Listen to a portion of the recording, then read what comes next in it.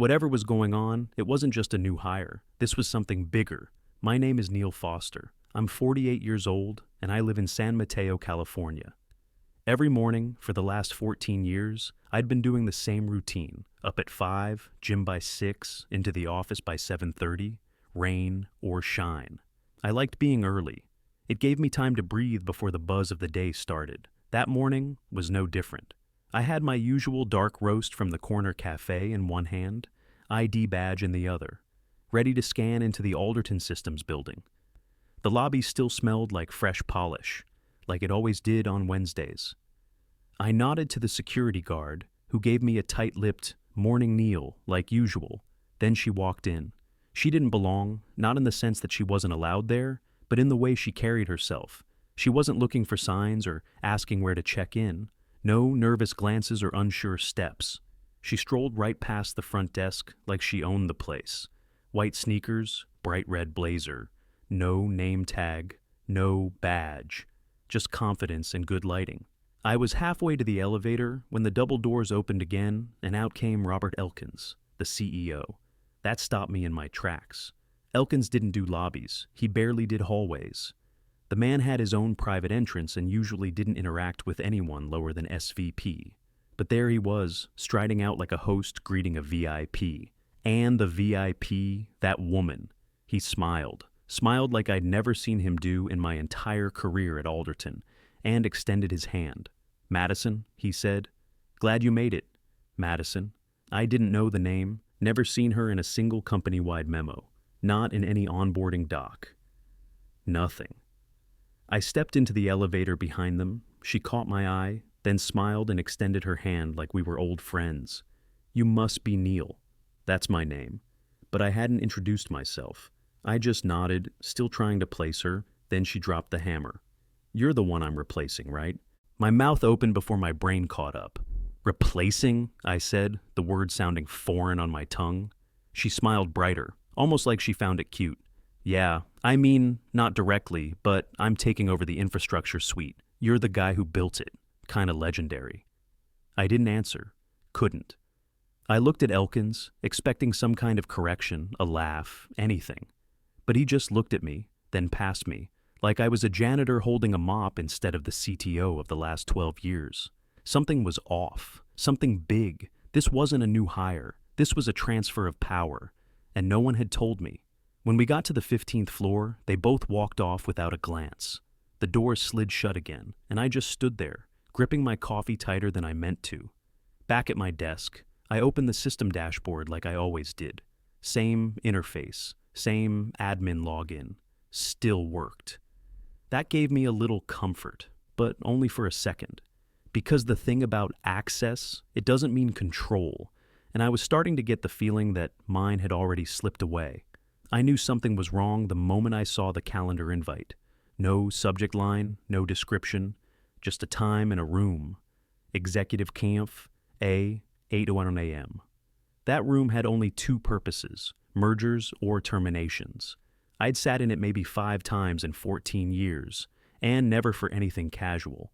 I stared at the invite for a few seconds, then checked the sender. Admin weusalderton.internal. No name, no department. Just a blind address used for calendar drops. That told me everything I needed to know. Whoever scheduled it didn't want a conversation. They wanted a formality. I showed up 5 minutes early anyway. Because old habits die slow. The hallway was too quiet for that hour. The building usually started humming by 7:45. Marketing grabbing lattes, devs arguing over Jira tickets, ops running late to stand up.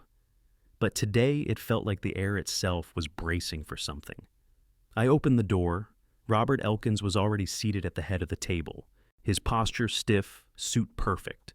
Expression unreadable. Dana from HR sat to his left. Notebook open, hands folded like she was leading a therapy session. And then there was her, Madison. In my chair, feet crossed, one arm resting across the back like she'd been there for years. She didn't stand, didn't blink, just smiled when she saw me. "Neil," Elkins said, motioning to the chair across from him. "Thanks for coming in early." I didn't sit. I always come in early. He cleared his throat. trying to act like that wasn't a jab. Right. Of course. Dana shifted, clearly waiting for her turn to speak, but Elkins pressed on. You've been here a long time, Neil. 14 years. I didn't say it out loud, but it echoed in my chest. I've watched your work transform Alderton's core infrastructure, he continued. You've built something incredible. I knew where it was going. That tone, that phrasing. I'd used it myself when we phased out legacy engineers who couldn't keep up. So let's cut to it, I said. You're letting me go. Elkins hesitated for just a beat, then nodded. Dana slid a folder across the table. I didn't open it. I already knew what was in it. NDA language, exit clauses, release forms, the usual funeral paperwork. But something made me look anyway. At the bottom of the first page were 3 signatures, Robert Elkins, Dana Merritt, and Hugo Alvarez. That one stopped me cold. Hugo wasn't just a team member.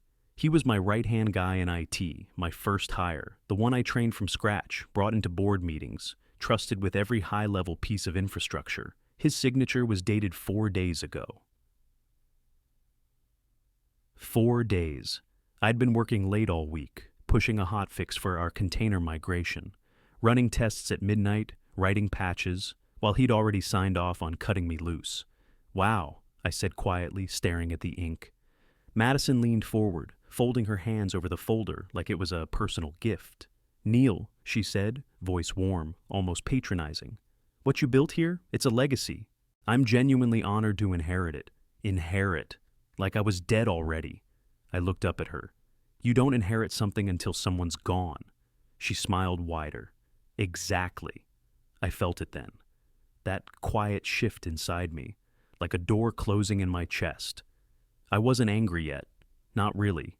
But something deeper than that was waking up. A part of me I hadn't seen in years, the part that remembered being told I wasn't enough, that I was replaceable. I nodded slowly, closed the folder, tucked it under my arm. Elkins looked relieved, like he'd dodged a tantrum, like he thought I'd take my severance and go lick my wounds. Neil, he said, standing, we'll provide full transition support, and we hope you'll... I turned and walked out. Didn't say a word. Because the part of me, they just woke up, that part wasn't going back to sleep. I packed my office in silence. No boxes, no tape, just my laptop bag and a drawer's worth of loose cables I didn't trust anyone else to touch. The office around me, the same one I'd spent 12 years in, felt like a hotel room I'd overstayed in. Sterile, soulless. Even the frame systems diagram on the wall looked unfamiliar now, like someone else had drawn it. My badge still worked. That surprised me. I expected it to be dead the moment I left the conference room, but the scanner blinked green like it always had. Another oversight. Or maybe just a delay. Either way, it told me they still didn't fully understand the system I built. The floor was quiet. No one looked up. The same engineers I'd hired, mentored, defended in meetings. They kept their heads down, pretended not to see me moving out. I guess silence is easier than guilt. Only one person stopped by. Hugo? He stood in my doorway for a few seconds before stepping in, looking like he didn't know where to put his hands. Hey, he said, voice low. I didn't stop what I was doing. Took you long enough. He nodded like he deserved that. I heard. I zipped the laptop case and turned to face him. You heard? You signed. His mouth opened, but no words came out. I stared at him. This was the guy who used to sleep on a cot in the server room during Q4 outages. The guy who called me from the hospital once just to tell me a deployment rolled back clean. And now, here he was, standing in front of me like a stranger in slacks. I have a kid now, he finally said. I didn't have a choice. I laughed, but there was no humor in it. You had a spine once, too. I remember that. He winced. It wasn't personal. It always is, I said. We stood there in silence for a second. Then I asked, when they kill my admin credentials? That made him flinch. He looked down, rubbed his neck. 4 days ago. My jaw tightened. 4 days. That meant I'd been working overtime, fixing back-end errors, manually patching a container bug, while I was already locked out of my own creation, while someone else was logging in as me, poking around inside a system they didn't understand. "Who's been using my ID?" I asked. Hugo didn't answer, didn't need to. The silence told me everything. I slung the bag over my shoulder and walked past him. Down the hallway, I passed a terminal station. Unattended, probably left open by a junior engineer on a coffee run. I paused for a moment, glanced around. No cameras on this wing. Another thing I designed. I sat down. Logged in, my ID still worked, at least on the shallow surface. But what I saw confirmed what I already suspected. Madison had been given full root access. 4 days ago. 4 days before I was officially told. 4 days before I even knew her name. She'd been sitting in my chair while I was still keeping her network alive. I stood, walked out, and hit the elevator button. The doors opened right away. They thought I'd go quietly. They thought this was over. They didn't realize I still had access to something they didn't know existed. And they definitely didn't realize what they forgot to ask me to sign. Because that architecture, the blueprint for the entire infrastructure Madison now thought she controlled, it still legally belonged to me. I got home, shut the door, and let the quiet hit me like a wave. No chatter, no meetings, no artificial cheer from the open office floor. Just my breath, my thoughts, and the hum of my old Lenovo sitting on the shelf where I'd left it months ago. That laptop had never touched Alderton's network. No credentials, no Corp VPN, nothing traceable. It was my sandbox, built before cloud accounts and Slack pings ran my life. It booted slow, but clean, and it still had everything I needed. I pulled up the last legal thread from Alderton's internal counsel. Dated 9 months ago. Subject, IP transfer agreement. Neil, just attaching the revised IP transfer for final signature. Let us know if anything looks off. I remembered the email, skimmed it at the time, thought, yeah, I'll get to it. Then I didn't. Too busy holding the system together while they pitched new investors. They never followed up. I opened the attached PDF. Blank signature line. No timestamp. Then I clicked the metadata. Still unsigned, still mine. And right underneath that, buried in a reply all thread someone clearly forgot to scrub, was a message from Alderton's junior counsel to Elkins. Just flagging, IP transfer doc is unenforceable unless Neil signs. We'd need explicit written consent for full ownership. Otherwise, it remains personal property. There it was. In black and white, they handed her the kingdom, but never got the deed. I leaned back in my chair, heart steady. Not excited, not nervous, just focused. I wasn't done. There was one more thing I needed to check, something older. I dug into a folder labeled Old ENV, Archive, Dormant, K401. Ghost Node, K41. Back when we were building version 2 of the sync engine, I designed an isolated test instance, an invisible mirror spun up without hooks into the admin dashboard. It wasn't in the diagrams, it didn't show in the audit logs. Only 3 people ever knew about it, me, Hugo, and a junior dev who left 6 years ago to go make video games. GhostNode K41 wasn't connected to prod, but it saw everything. Think of it like a private camera behind the firewall, always watching, never seen. I opened the console. It was still live. Heartbeat stable. Storage logs current. The last remote ping had come from a new IP address, one that hadn't existed in the old network schema. I ran a trace. Madison? She'd logged into the system 2 days ago and started pulling core modules from the infrastructure layer, ripping out dependency failsafes, safety throttles, rollback timers. I could see the changes like a trail of breadcrumbs. A reckless toddler with a chainsaw, thinking the system would just keep running because it always had. She didn't realize those safeguards weren't optional. They were the brakes. Without them, one wrong call and the entire sync core would cascade into deadlock. I checked the diff logs again. She'd already deployed to staging. Twice. My hands hovered over the keyboard. They gave her a loaded weapon and never checked if she knew how to aim. And I was the only one who remembered where the safety switch lived. I didn't smile. Not yet. But I did whisper 2 words out loud, just to feel the weight of them. Not yours. I got to work. I didn't sleep that night. Not from stress, not from regret, just focus. That kind of stillness that only shows up when you know exactly what needs to be done. By midnight, I was deep inside the ghost node. K41 was like an old friend I hadn't called in years. No complaints, no judgment. Just waited in the dark for me to show up again. The logs were clean, the data steady, and the hooks I'd left years ago still functional. I started writing. The goal wasn't destruction. That would have been too easy. And frankly, beneath me, I wasn't trying to burn Alderton to the ground. I just wanted them to understand what they'd done and who they'd done it to. So I built a lock, not a wipe, not a virus, not some flashy ransomware stunt. Just a simple, elegant system-wide freeze trigger tied to one condition. If my admin ID was ever removed from the system registry, K41 would activate.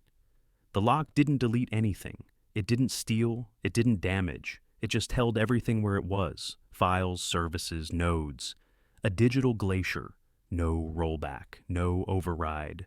No reboot without a complete system teardown. It took me about 4 hours to finish it. I encrypted the trigger script 6 layers deep and buried it in a directory disguised as archived telemetry data. Then I added a tag. Last modified shush user. M. Weston Madison's user ID. If they went looking for someone to blame, I wanted them to trip over her own name. A little insurance, just in case. The final step was naming the payload. I didn't want to be dramatic, but I wanted it clear, inheritance.pdf. Not a real PDF, of course, just a file name pointing to the core of the lock, but poetic enough to sting later. At 4:17 a.m., I closed the laptop and sat back. There was nothing left to tweak, nothing to test. It was ready. At 8:03 a.m., I got the email. Your corporate access has been officially deactivated. Just a standard IT offboarding notice. No message from Elkins, no final word from HR. Just a system notification. I didn't reply, didn't panic, didn't even blink. Instead, I waited. By 10:40 a.m., my phone buzzed with an unknown number. I didn't recognize the voice, but the name made me sit up straight. Phoenix Tech. Alderton's biggest competitor. Bigger budget, faster growth. Actual vision. Mr. Foster, the voice said, we've been watching the situation unfold. I'd like to speak to you about something more permanent. By 11:15, I had the offer in writing. Co-founder equity, blank slate, full autonomy. But that wasn't even the best part. The best part came 2 hours later, when I got a legal tip forwarded to my personal inbox. A copy of a copyright filing, filed by Madison Weston, for my system, my documentation. The same architecture I'd been building for the last decade. The same diagrams I'd authored, down to the handwritten notes in the margins. She filed it under her name, using my original documentation. It would have been insulting if it weren't so perfectly stupid. She didn't just inherit a system she didn't understand. She tried to steal it, and now she'd be the one holding the keys when it all locked down. I didn't warn them. No lawyers, no calls, no dramatic press leaks. Just one quiet submission made from a burner account with a VPN chain running through 5 countries. The target, the U.S. Copyright Office. Attached was everything they needed: the original white paper, time-stamped commits from my repo, PDF metadata with my authorship, Slack logs showing my documentation drafts, and even a few screenshots from early architecture reviews dated years before Madison had ever set foot in Alderton. The name on the filing? Anonymous. Let the system do what it was designed to do. The legal engine moved slow, but the failsafe, that was instant. Because today was Madison's big launch. Alderton's PR team had been hyping it for weeks. Emails, teasers, social buzz. A full live-streamed keynote titled The Future of Scalable Sync, Introducing Gen Z Core. The irony made my coffee taste sweeter. I tuned in from my living room. No fanfare, just my laptop screen and a half-warm mug. I clicked the link and watched as the camera panned across the stage. There she was. Madison Weston, wearing a sleek blazer and that same smug confidence that made me itch the day she walked past the front desk without checking in. She paced the stage like she was unveiling the iPhone. Click to the next slide. Something about intelligent modular syncing and invisible infrastructure.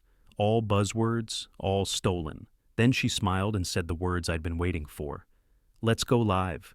She turned, clicked, and that's when the system stuttered. First, a flicker, barely noticeable, then a long pause. A screen that should have refreshed with sleek real-time dashboards instead glitched to black for half a second. And then, error 534, access integrity violation, followed by system halted, then dependency. Timeout. And finally, my personal favorite, fail-safe, triggered. The projection lit up with error codes, white text spilling over dark blue like a storm warning. Back-end systems logged out. Vendor APIs shut down. Live nodes froze. Everything synced to a halt. The auditorium fell silent. Madison just stood there, one hand still on the clicker, blinking at the screen like it had betrayed her. I leaned back in my chair. She thought she was presenting the future. Instead, she just hit the tripwire. On the lower third of the screen, I saw a ripple of confusion from the broadcast crew. The camera jittered, then cut to a placeholder slide. Please stand by. I didn't move, just watched, let it all unfold. I didn't need revenge. I didn't need applause. I had something better. Every failure trace, every error message, every locked process was tied to her login, her ID, her name, her changes. She'd overwritten the system history without reading the architecture, stripped out the safeguards I built, replaced the logic with her own and assumed it would hold. It didn't, because she hadn't built it. She inherited it. And I was still the architect. So, I let the silence stretch out and waited for the collapse to begin. I didn't destroy anything. That's what everyone assumes. When systems crash, people want a villain with a flamethrower. But this wasn't about revenge. It was about precision. I didn't burn the building down. I just took the engine with me. By the time Madison's demo crashed on stage, the migration to Phoenix Tech was already complete. The core logic, every line of code that actually made Alderton's platform run, was sitting on secure servers in a clean room environment, backed by my biometrics, triple encrypted, and isolated from anything that could taint it. I had spent the last week working with their lead architects, rebuilding everything from scratch. No legacy debt, no overhead, no Madison. At exactly 2:09 p.m., 10 minutes after Madison's keynote disaster, I sent the final signal from a private channel. The moment my ghost node registered that her login had triggered the last system, freeze, K41 activated phase 2. Resource severance. Every fallback failed. Every backup node froze. Redundancies, all dependent on code. I'd quietly replaced with shell scripts months ago, scripts that did nothing but echo timestamps into empty log files. The heartbeat stopped, and Alderton's system was gone, not broken. It's a torse.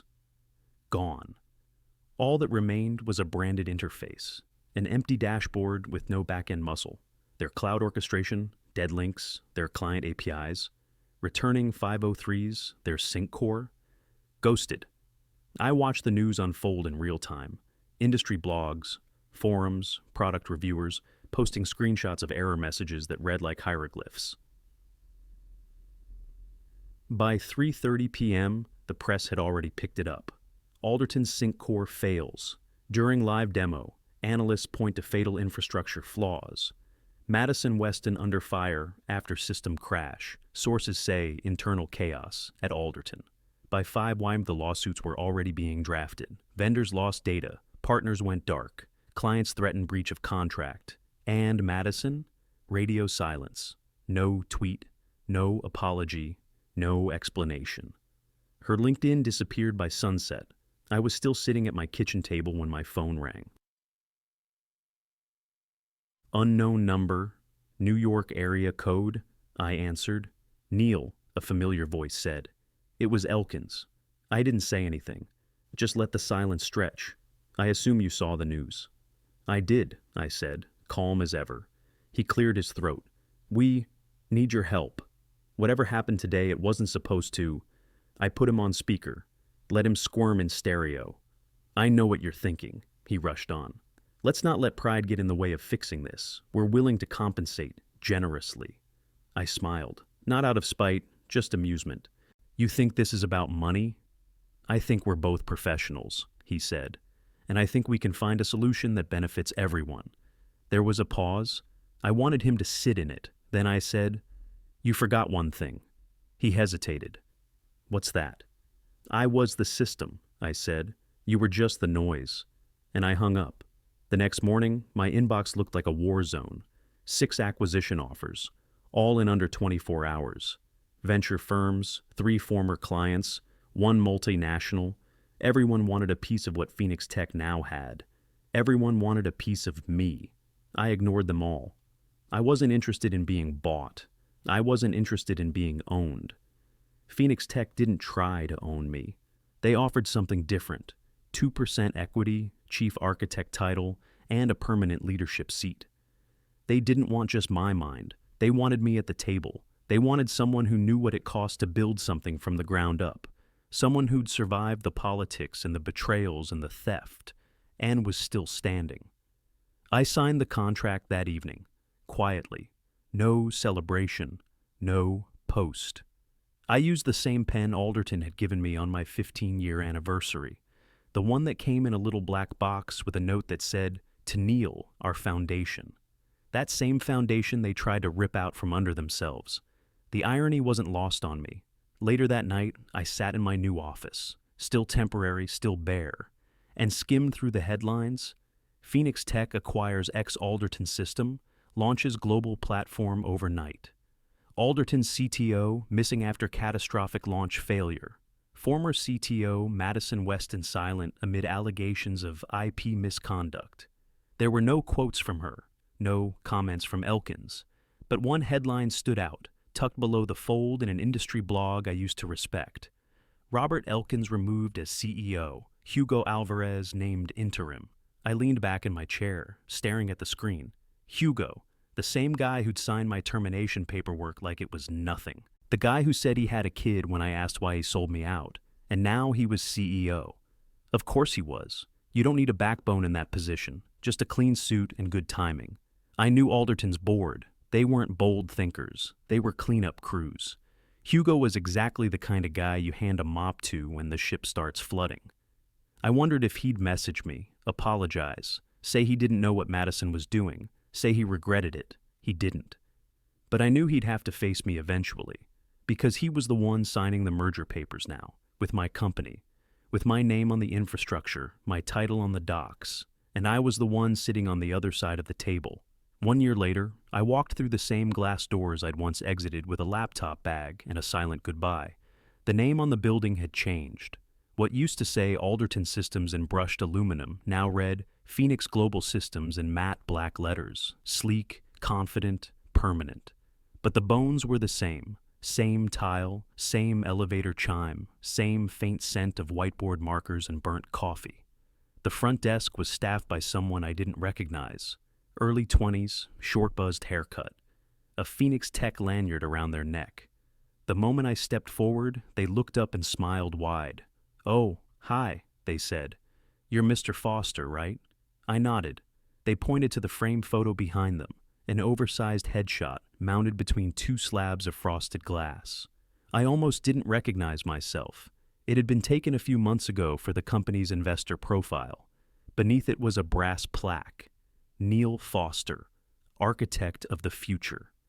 I stared at it for a second, not because I needed to see it, but because it still felt strange to be seen. "Elevator's all yours," the receptionist added. We made sure the floors unlocked. I stepped inside and hit the button for the top floor. As the doors began to close, someone slipped in. Young guy, maybe early 30s, slim laptop bag. Wore that eager tension of someone still early in their career. He did a double take when he saw me. "Wait, you're Neil, right?" I nodded again. He practically beamed. "Sorry, I read your postmortem on the sync engine migration. It was brilliant. The way you used recursive sandboxes for multi-tenant cleanup, I'd never seen that before." He didn't ask for a selfie, didn't get awkward, just looked at me like someone who understood what I'd built. That was more than enough. "Thanks," I said. Glad it helped. When the elevator dinged, he held the door for me. Welcome back. I stepped out. My new office was at the end of the hallway, corner-facing, double-wide glass walls with full view of the mountains. The brass nameplate on the door was clean and simple. Neil Foster, Chief Architect. No sign-in badge. No waiting room. No passcode. Just sunlight pouring in and a soft hum from the overhead vents. I walked inside and stood by the window. This was the same floor where Elkins once sat. Same layout, same dimensions. But now there were no hidden cameras, no department spies, no meetings about meetings. Just open space, real work, and people who actually wanted to be here. No claps, no welcome parade. Just peace. Just earned. I placed my old pen, the one from my Alderton anniversary, on the corner of the desk, right next to the black box it came in. Then I pulled up the systems console and logged into the new Phoenix platform. Flawless, clean, alive. I checked the user list out of habit. Hugo's name was there, still acting CEO. We hadn't spoken, not once. But I knew he read every update I pushed, and I knew when it came time to finalize the merger paperwork, he'd have to sit across from me. I'd let him sweat until then. And Madison? Gone. No profile, no public trace, like she'd never existed. I didn't need to ask where she went, because I was still here, and I was still building.